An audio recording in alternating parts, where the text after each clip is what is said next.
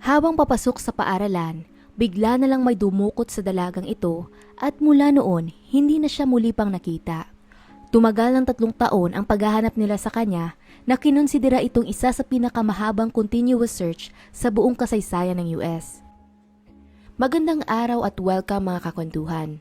Sa mga taong mahilig sa mga true stories, true crime at kakaibang kwento, please subscribe and i-turn on ang notification bell para lagi kayong updated sa ating mga video. Simulan na natin ang kwento. Dumako naman tayo sa California para sa kaso natin ngayon. Makikita sa San Francisco Bay Area ay ang isang maliit na syudad na tinatawag na Fremont. Noong March 2012, dito piniling manirahan ng pamilya Lamar na binubuo ng 4 na miyembro. Ang haligi ng tahanan na si Steve ay isang computer engineer, habang ang asawa niya namang si Marlene ay isang housewife na siya ring nag-aalaga sa 2 nilang anak. Ang bunso nilang si Shera ay pinanganak noong October 19, 1996 at 4 na taon ang agwat ng edad nito sa kanyang ating si Daniel. Lumaki ang dalawa sa isang komportabling buhay at malapit din sila sa isa't isa. Kagaya ng ibang pamilya, normal lang naman na may kinakaharap din silang pagsubok. Gayunpaman, may isang nakakabahalang detalye sa buhay nila na nangyari sa likod ng mga pinto. Noong mga bata pa sina Daniel at Shera, ang kanilang ama ay may ginawang hindi nararapat sa isa nilang kaibigan nang isang beses na nagkaroon ng sleepover ito sa kanilang tahanan. Siyempre, inireklamo yun ng bata sa kanyang mga magulang at pagkahuli ni Steve, hindi na siya nag-contest pa sa kasong isinampa sa kanya na lewd acts with a minor. Bilang resulta, nakulong ito ng 1 taon at naging dahilan niyon para maging watak-watak ang kanilang pamilya. Ngunit sa kabila naman ng lahat ng nangyari, pinanatili pa rin ni Daniel at Shera ang kanilang malapit na relasyon sa kanilang ama. Saad pa nga ng dalawa, mula pagkabata, palaging maalaga naman daw sa kanilang ama at nirerespeto din sila. Samantala, dahil sa mga pangyayari, malaki ang naging epekto nito sa relasyon ni Steve at Marlene, kung saan tuluyan na itong tinapos ng kanyang asawa, lalo na pagkalabas pa lamang ng balita. Para sa ginang, hindi niya matanggap at mapapatawad ang ginawa ng mister, kaya nakipagdiborsyo ito sa kanya. Pagkalipas lang ng ilang buwan, makakahanap ito muli ng bagong pag-ibig at nagkaroon siya ng boyfriend. Si Shera at Daniel ay parehong nag-aral sa Washington High School pagkatungtong nila sa kanilang teenage years. Nakabuo sila doon ng maraming pagkakaibigan at parehong nag-excel din sa kanilang pag-aaral. Inilarawan si Shera ng kanyang mga kaklase na masayahin, aktibo at madalas mo raw makitang nakangiti. May mabuti rin itong kalooban at sikat siya sa kanilang paaralan. Madalas siyang sumasali sa mga aktibidad kagaya ng cheer dancing o di naman kaya ay competitive dancing na isang bagay na gustong-gusto niyang gawin. Pagkaraan ng ilang buwan, nagdesisyong lumipat ang kanilang ina mula sa Fremont patungong Morgan Hill na matatagpuan mga 60 kilometers sa timog kanluran ng kanilang syudad. Kasama ng kanyang bagong boyfriend na si Rick Gardner at ang bunsong si Shera, opisyal na silang lumipat sa Morgan Hill noong October 2011. Nagtatrabaho si Rick sa construction industry pero bagaman may proyekto pa ito, medyo naging gipit pa rin sila sa pera ng mga panahong iyon. Kalaunan, nangupahan ng 3 sa isang ranch-style na apartment na matatagpuan sa Paquito, Espana Court na isang simpleng komunidad na napapalibutan ng malalawak na mga bukid. Siyempre, nakaramdam ng lungkot si Shera sa kanilang paglipat dahil napalayo siya ng lubos sa kanyang mga kaibigan at nakasanayang buhay. Bukod pa doon, bagaman sikat siya sa kanilang paaralan sa Washington High, wala naman siyang kakilala sa bagong lugar. Dahil dito, ibang-iba ang pagtanggap sa kanya ng mga estudyante sa Sobrato High School. Gayunpaman sa kabutihang palad, sa pagdaan ng panahon, unti-unti rin siyang nakahanap ng mga bagong kaibigan at marami din na nagustuhan ang kanyang personalidad kung saan nakasali pa nga siya sa cheerleading team ng eskwelahan. 5 buwan ang lilipas, March 2012, nang nakapag-adjust na siya ng mabuti sa lugar, tumawag pa nga ito sa kanyang ama at kapatid na naiwan sa Fremont para ikwento ang kanyang buhay doon. Ang buong pag-uusap nila ay naging masaya At ibinahagi pa nga niya sa kapatid ang pagnanais niyang magpakulay ng buhok sa susunod na pagbisita nila sa Fremont. Maliban pa doon, sabik din niyang ikinuwento ang mga ginagawa nila sa paaralan at ang progreso niya sa pag-aaral. Kagaya ng dati, masipag pa rin itong nag-aaral at may matataas na grado. Nang lumalim pa ang gabi, tinapos na ng tatlo ang kanilang pag-uusap para makapaghanda na sa hapunan nang umaasang makakapag-usap pa naman sila sa susunod. Lingid sa kanilang kaalaman, iyon na pala ang huling beses na maririnig nila ang boses ni Shera. March 16, 2012, araw ng Biyernes, isa na naman itong normal na araw ng pagtatrabaho para sa mga tao sa Morgan Hill. Ang pamilya ni Shera ay ginawa ang usual nilang routine sa umaga kung saan gumising si Rick para pumasok sa kanyang trabaho mga bandang 6 a.m. Ilang minuto lang pagkatapos nun, nagpaalam din si Marlene sa anak bago dumiretso na sa sarili niyang trabaho. Naiwang mag-isa si Shera sa bahay para mag-ayos ng kanyang sarili sa paghahanda sa pagpasok sa paaralan at siya ring magsasarado ng kanilang apartment. Bandang 6:29, nag-tweet pa ito sa kanyang kaibigan bago lumabas para sumakay ng bus. Malayo ang kanilang tahanan mula sa Sobreto High School na ang ibig sabihin, kailangan pa ni Shera maglakad ng ilang minuto sa gitna ng bukid para lamang makarating sa main road kung saan dumadaan ang bus bawat umaga. 7:11 a.m. habang naglalakad na ito patungo sa bus stop, nag-text pa ito sa kanyang kaibigan kung pwede ba silang magkita bago magsimula ang klase. Subalit 4 na minuto lang ang lilipas, pagkarating ng school bus sa campus ng 7:15 a.m., walang Shera na bumaba mula doon. Hindi siya nakasakay sa usual na schedule ng school bus at hindi rin niya nagawang makipagkita sa kanyang kaibigan bago magsimula ang klase. Sa mga sumunod na oras, absent ang dalaga sa lahat ng subjects nila noong buong umaga at bagaman nakapagtataka ito para sa kanyang mga kaibigan, wala sa kanila ang nakapag-isip na importanteng bagay iyon. Sa makatuwid, hindi nila inireport ito sa paaralan o sa kahit sino man nilang guro. Nagpatuloy ang araw nila ng normal hanggang sa matapos na ang kanilang mga klase at pagsapit ng hapon, tinawagan ni Marlene si Shera na karaniwan niya ng ginagawa upang kamustahin ang araw nito. Yun nga lang, laking pagtataka niya nang hindi man lang sumasagot ang anak sa telepono nito at ang lahat ng tawag niya ay napupunta lang din sa voicemail. Pagka-uwi niya sa bahay, agad siyang pumunta sa kwarto ni Shera upang tingnan kung nakarating na ba ang anak, pero nang wala pa rin ito sa loob ng kanilang bahay, kinutuba na siya ng may mali. Sa kanyang pag-aalala, tinawagan niya kaagad ang dating asawang si Steve para kumpirmahin kung bumiyahe ba si Shera pabalik ng Fremont. Bagaman masasaktan siya pag ginawa ito ng anak nang hindi nagpapaalam, mas pipiliin niya na lang ito kaysa mawala siya sa ibang dahilan. Subalit sa kasamaang palad, wala ding alam si Steve kung nasaan ang kanilang anak. Sunod niyang tinawagan ang ate ni Shera pati na rin ang mga kaibigan nito, pero pare-pareho lang din sila ng reply na nakadagdag pa sa kanyang kaba. Sa huli, pagkatapos niyang malaman mula sa eskwelahan na hindi ito nakapasok buong araw, nagsimula na siyang magpanik. Doon na siya humingi ng tulong sa mga otoridad at bilang pagresponde, nagpadala sila ng mga officer para libutin ang Paquito Espana Court. Ang problema lang, dahil ilang oras na ang lumipas mula ng pagkawala ng dalaga, hindi nila alam kung saan sisimulan ang paghahanap. Bilang resulta, una na lamang nilang kinausap ang mga malalapit na kaibigan ni Shera na diretso namang ibinahagi ang kasalukuyang sitwasyon ng kanilang pamilya. Totoong isang masayahing dalaga si Shera, pero ilang buwan pa lamang daw ang nakakalipas nang nag-divorce ang kanyang mga magulang at punersya siya ng kanyang ina na lumipat sa bagong lugar kung saan kinakailangan niyang iwan ang nakasanayan niyang buhay.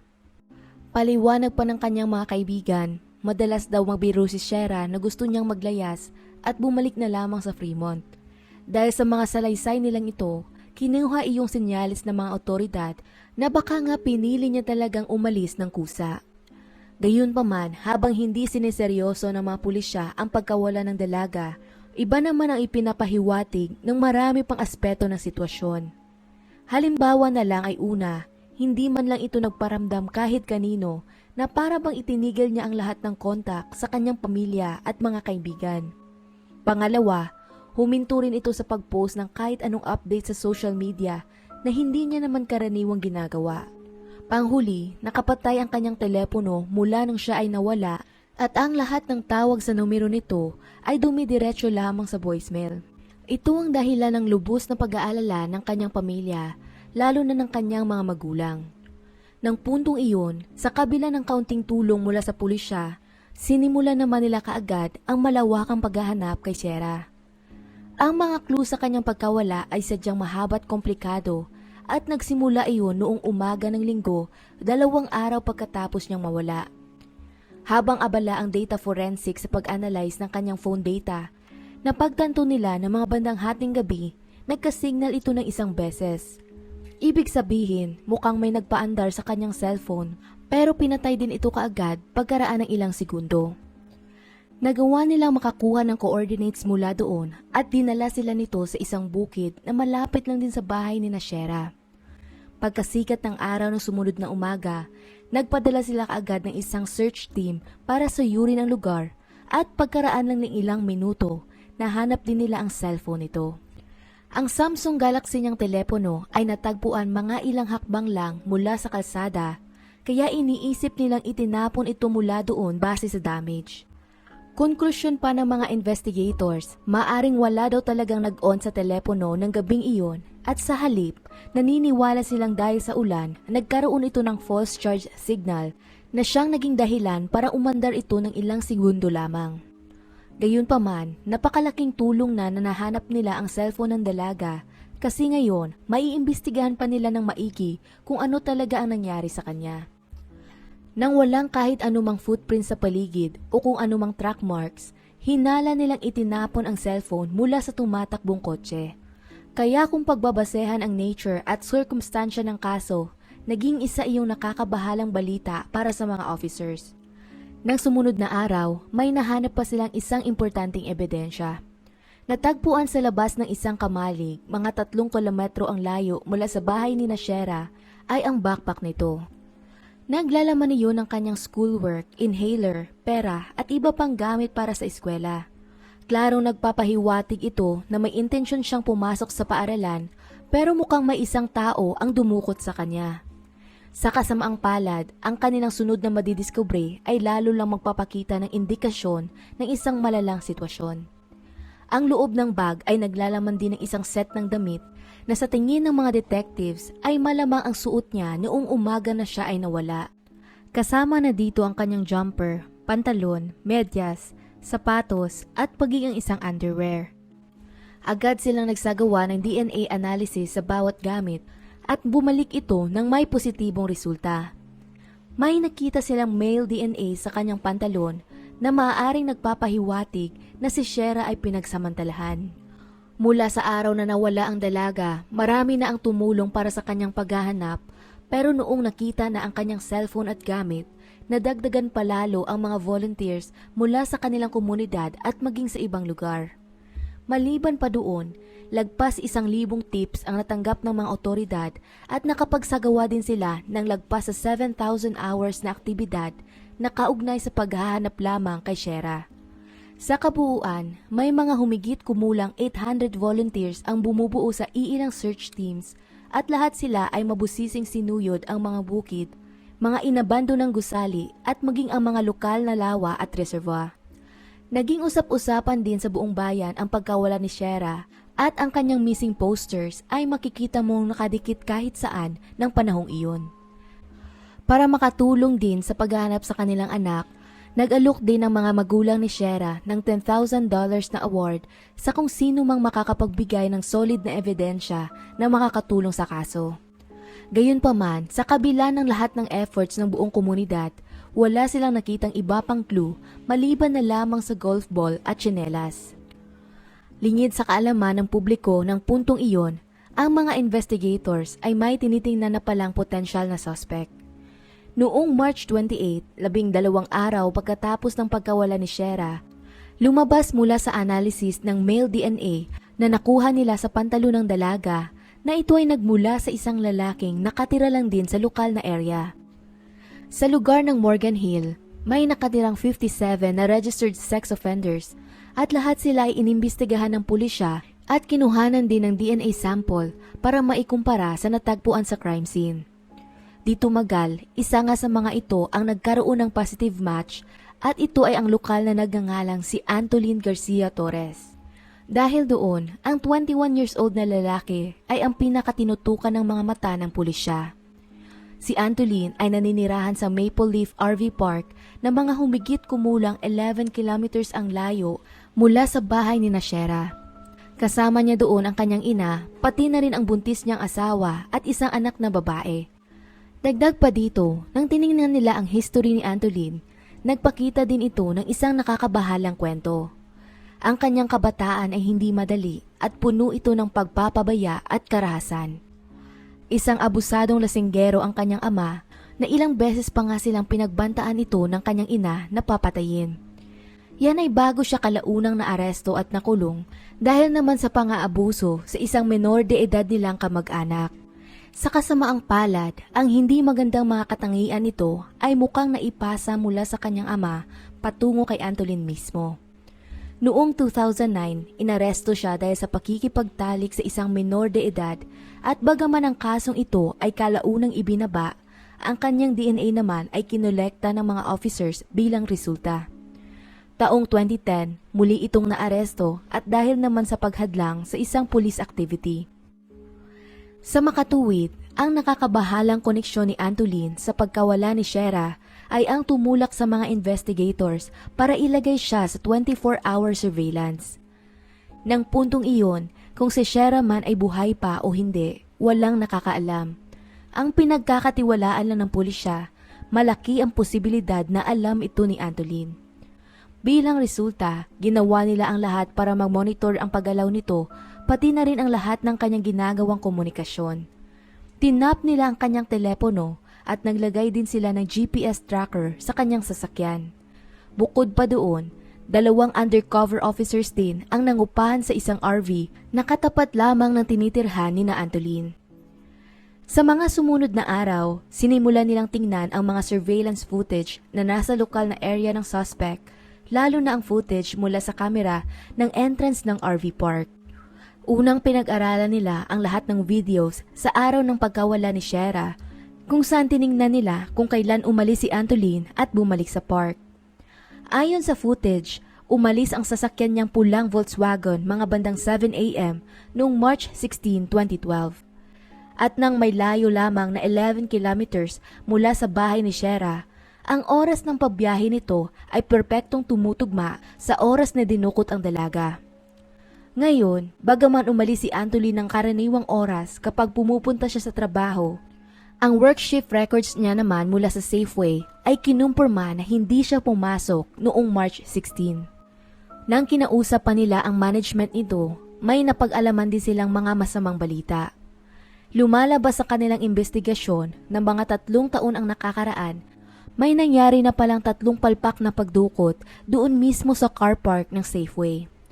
Bagaman ang mga abductions na iyon ay hindi matagumpay, walang sino man ang formal na naaresto para dito. Dagdag pa doon, sa 3 kasong ito, isa lamang sa kanila ang may naiwang ebidensya na isang taser na nahulog ng suspect. Pagkasuri ng mga pulisya sa buong device, may nahanap silang isang fingerprint mula sa isa sa mga battery sa loob. Ang problema lang ng panahong iyon, isa lamang itong partial fingerprint, kaya pwede lang itong i-match sa isang direct 1-to-1 na pagkukumpara. Nang puntong iyon, pumasok sa isipan ng mga investigators ang posibilidad na kay Antolin ang fingerprint, kaya nagpasya silang subukan itong ikumpara sa kanilang records. Kagaya nga ng kanilang hinala, si Antolin ang suspect sa 3 krimen. Dahil sa mga patong-patong na ebidensyang nakolekta nila, nagkaroon na sila ng sapat na basihan upang imbitahan ito sa presinto para sa questioning. Maliban pa doon, inimpound din nila ang kanyang sasakyan para gawan din ito ng DNA analysis. Sa kanyang interogasyon, mariin itong itinanggi na may kinalaman siya sa pagkawala ni Shera at sinabi niya rin na hindi nga daw niya ito kilala. Mataas din ang kumpiyansa niya sa sarili na wala raw makikitang kahit anong ebidensya ang pulisya sa kanya o kahit sa kanyang kotse dahil ng araw di umano na nawala ang dalaga, pumunta siya sa isang fishing trip. Sa kabila nun, Hindi naman pinaniwalaan ng pulisya ang kanyang mga kwento dahil kabaliktaran naman nito ang ipinakita ng mga test results. Ayon sa DNA analysis sa kanyang sasakyan, may nakuha silang DNA ni Shera sa internal door handle ng kotse at dagdag pa doon may nakita rin silang isang strand ng buhok ng dalaga sa mga taling natagpuan nila sa trunk. Samantala, ang mga fibers naman ng kanyang car seat ay tumugma din sa fibers na nakuha sa damit ng dalaga. Ang ibig sabihin nito, walang kaduda-duda na nakasakay si Shera doon sa loob. Dahil sa matibay na mga ebidensya, noong May 21, 2012, opisyal na nilang inaresto si Antolin Torres kaugnay sa pagkawala ni Shera Lamar. Yun nga lang, sa kabila ng kanyang pagkaaresto, may isa pa ring natitirang malaking problema sa sitwasyon. Hindi pa rin natatagpuan ng pulisya ang katawan ni Shera at nang walang katawan o kumpirmasyon sa kanyang kamatayan, palaisipan sa mga tao kung pwede pa talaga itong kasuhan ng first-degree murder. Ang sagot doon ay syempre naman oo. Sa katunayan, noong May 19, 2014, inanunsyo ng County District Attorney ng Santa Clara na si Joseph Rosen na sisikapin daw nitong mabigyan ng parusang death penalty si Antolin. Nagsimula ang paglilitis ng kaso noong January 30, 2017 at ito'y parehong naging matagal at nakakapagod para sa lahat ng involved. Isang bahagi pa ng trial na sa tingin ko ay interesting ay nang sinabi ng depensa ni Antolin na maaaring naapektuhan daw ang cognitive abilities at pag-iisip nito dahil sa pesticide exposure mula sa bukid nang siya ay bata pa. Sa makatuwid di umano, hindi niya kasalanan ang nangyari. Saad pa nila, dapat din itong ma-disqualify sa death penalty dahil wala siyang choice sa toxic exposure na iyon at sa ilalim ng mga sirkumstansyang ito, hindi niya mapigilan ang sarili. Isa daw itong kakulangan na kinakaharap niya sa kanyang kabataan na hindi pinagdaanan ng ibang tao. Ang testimonyang ito mula sa isang eksperto ay naglalayong depensahan ang kanyang mental na estado at patunayan na hindi rin siya nagkaroon ng normal na childhood. Sa huli, sa kabila ng efforts ng kanyang mga abogado, noong May 9, 2017, natagpuan ng mga hurado si Antolin na guilty sa kasong first-degree murder dahil mas naging matimbang ang mga ebidensyang nagpapatunay na pinatay nga niya si Shera. Sa korte, nag-iwan ng mensahe ang ina ni Shera kay Antolin habang diretso niya itong tinitingnan sa mata. Ayon kay Marlene, hindi daw niya maintindihan kung bakit ginawa ni Antolin ang karumal-dumal at bayolenteng krimen. Nagdulot di umano ito ng matinding pasakit hindi lamang sa kanilang pamilya, kundi maging sa sariling pamilya niya din. Tinanggalan niya ng pagkakataon si Shera sa planong inihanda ng Diyos para sa kanya. Ngayon, pwede niyang piliin ang magsisi at sabihin man lang kung saan niya dinala ang katawan nito. Araw-araw doon niyang iniisip ang anak at kung anong nawala sa kanya bilang isang ina. Habang nagsasalita si Marlene, wala man lang ipinakitang kahit anong reaksyon si Antolin at nanatili rin siyang tahimik habang paisa-isang nag-iwan ng mensahe ang mga kamag-anak ni Shera. Hanggang sa araw na ito, pinaninindigan niya ang kanyang pagiging inosente at kailanman hindi rin niya ibinunyag kung nasaan ang katawan ng dalaga. Bagaman hindi siya naparusahan ng death penalty, nasentensyahan naman ito ng habang buhay na pagkakakulong nang walang posibilidad na makatanggap ng parol. Ibig sabihin, siguradong matagal siyang magkakaroon ng impyernong buhay sa loob. Ang paghahanap kay Shera ay tumagal ng 3 taon at ikinonsidera itong longest continuous search para sa isang tao sa buong kasaysayan ng US. Nakapagkandak sila ng 1,100 searches sa lawak ng 24-kilometer radius at sinuyod nila ang bawat kakahuyan, ilog, lawa at damuhan para sa kahit anumang clue kung nasaan si Shera. Yun nga lang sa kasamaang palad, hindi talaga nila ito matagpuan. Sana nga lang balang araw, dumating ang panahon na may ibalik na ang kanyang katawan sa kanyang pamilya upang mabigyan na rin ng closure ang kanyang pagkamatay. At hanggang dito na lang ang kwento natin para sa araw na to. Anong masasabi ninyo sa kaso? Kung nagustuhan nyo ang video na ito, maaari mong i-check ang ating channel para sa iba pang mga kwento. Muli, salamat sa inyong pakikinig at hanggang sa susunod mga kakwentuhan.